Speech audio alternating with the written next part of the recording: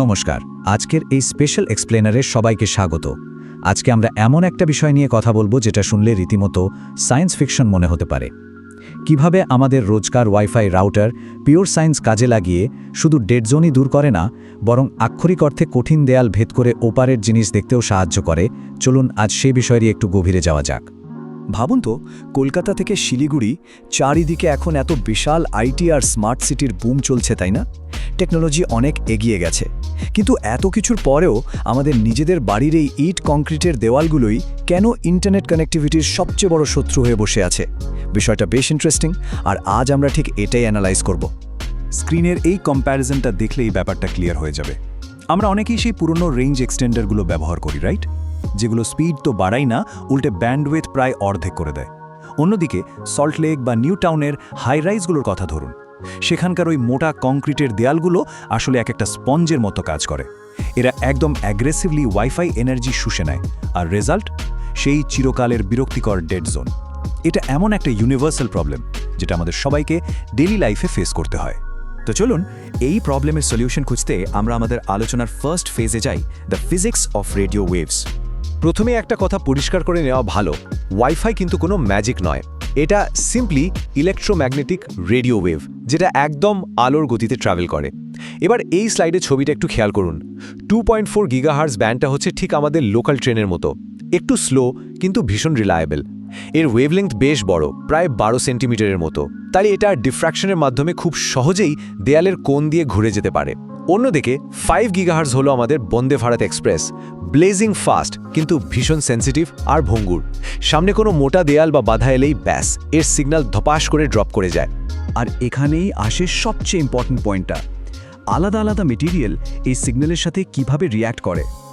ধরুন মেটাল বা লোহা, এরা রেডিও ওয়েভকে পুরোপুরি রিফ্লেক্ট বা বাউন্স ব্যাক করে দেয়, কিন্তু কাঠ বা কংক্রিট এরা সিগন্যালটাকে শুষে নিয়ে একদম হিট বা তাপে কনভার্ট করে ফেলে। ভাবা যায়।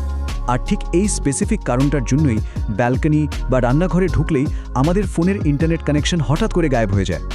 এবার আসি আমাদের সেকেন্ড ফেজে, mesh networks, blanket, everything. Dead zone দূর করার একদম আধুনিক সমাধান। ওই পুরনো এক্সটেন্ডারের দিন এবার শেষ। মডার্ন টেকনোলজি এখন আর দেয়ালের সাথে মারামারি করে না, বরং খুব স্মার্টলি সিগন্যালকে দেয়ালের পাশ দিয়ে ঘুরিয়ে দেয়। এই স্টেপগুলো দেখুন। একটা মেশ নেটওয়ার্কে মূলত একটা পাওয়ারফুল মেইন রাউটার থাকে, আর তার সাথে থাকে বেশ কয়েকটা স্যাটেলাইট নোড। এরা নিজেদের মধ্যে কথা বলে পুরো বাড়ি জুড়ে একটা আনব্রোকেন ব্ল্যাঙ্কেট বা ওয়াইফাইয়ের চাদর তৈরি করে ফেলে। এর ম্যাজিকটা হলো, সারা বাড়ি জুড়ে যেখানেই হেঁটে বেড়ানো হোক না কেন, স্মার্টফোন অটোম্যাটিক্যালি সবচেয়ে কাছের আর ফাস্টেস্ট নোডের সাথে কানেক্টেড হয়ে যাবে, কোনো রকম স্পিড ড্রপ ছাড়াই। এবারে আমরা ঢুকছি আজকের এক্সপ্লেনারের সবচেয়ে মাইন্ড ব্লোয়িং পার্টে, phase 3, seeing through solid Waals.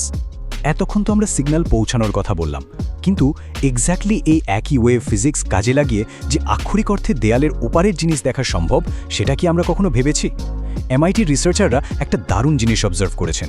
Wifi signal যখন দেয়াল ভেদ করে যায়, তখন তার খুব ছোট্ট একটা অংশ ওপারের কোনো মুভিং অবজেক্ট থেকে ধাক্কা খেয়ে আবার বাউন্স ব্যাক করে ফিরে আসে। আর এই ছোট্ট অবজারভেশন থেকেই জন্ম নিয়েছে ওয়াইফাই আর ওয়াইফ্র্যাক্টের মতো যুগান্তকারী সব টেকনোলজি। ব্যাপারটা আরেকটু ক্লিয়ার করা যাক। ওই যে ধাক্কা খেয়ে ফিরে আসা ছোট্ট সিগন্যালটার কথা বললাম না, সেটার উপরে কেলার কোনস আর এজ ট্রেসিংয়ের মতো ভীষণ অ্যাডভান্সড কিছু ম্যাথমেটিক্যাল আর ফিজিক্যাল মডেল অ্যাপ্লাই করা হয়। এই রেজাল্ট শুনলে অবাক হতে হয়। এই টেকনোলজি এখন শুধু শেপ আইডেন্টিফাই করতেই পারে না, দেয়ালের ওপার থেকে ঢাকা পড়া ইংরেজি অক্ষরও পড়তে পারে। এমনকি বন্ধ দরজার ওপাশ থেকে জেস্চার দিয়ে স্মার্ট হোম কন্ট্রোল করাও এখন একদম পসিবল। কিন্তু এই পুরো প্রসেসটা এত সোজা নয়। এর পেছনে লুকিয়ে আছে রেডার ইঞ্জিনিয়ারিংয়ের একটা ইনসাইডার সিক্রেট, মিমো, মাইমো ইন্টারফিয়ারেন্স নালিং।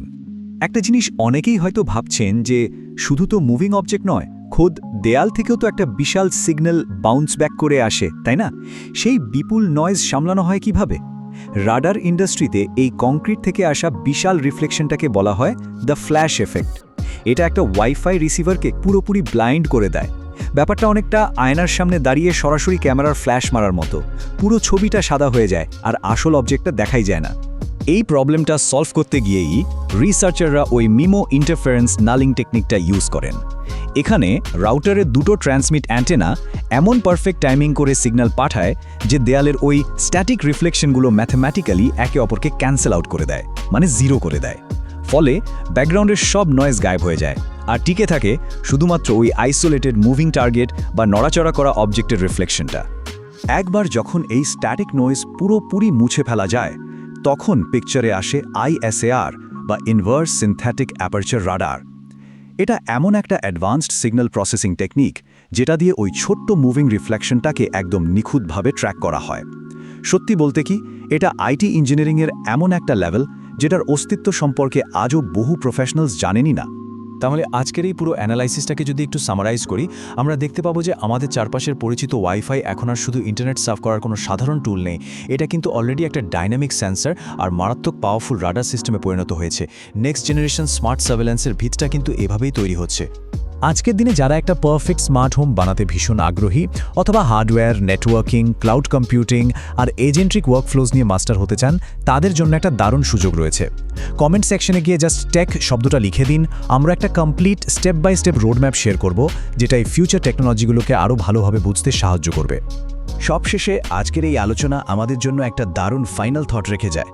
একবার ভেবে দেখুন তো, ওয়াইফাই যখন আমাদের বাড়ির দেয়ালগুলোকে ব্লাইন্ড স্পট থেকে এক একটা ট্রান্সপারেন্ট সেন্সরে বদলে দিচ্ছে, তখন ঠিক এই মুহূর্তে আমাদের নিজেদের বাড়ির দেয়ালগুলো থেকে আমাদের কত অজানা হিডেন ডেটা বাউন্স অফ করছে। সত্যি ভাবতে গেলে গায়ে কাটা দেয়। ভবিষ্যতের এই হোম নেটওয়ার্কিং আর অদৃশ্য সেন্সরের দুনিয়াটা ঠিক কতটা রহস্যময় হতে চলেছে সেটা কিন্তু গভীরভাবে ভেবে দেখার মতো একটা বিষয়।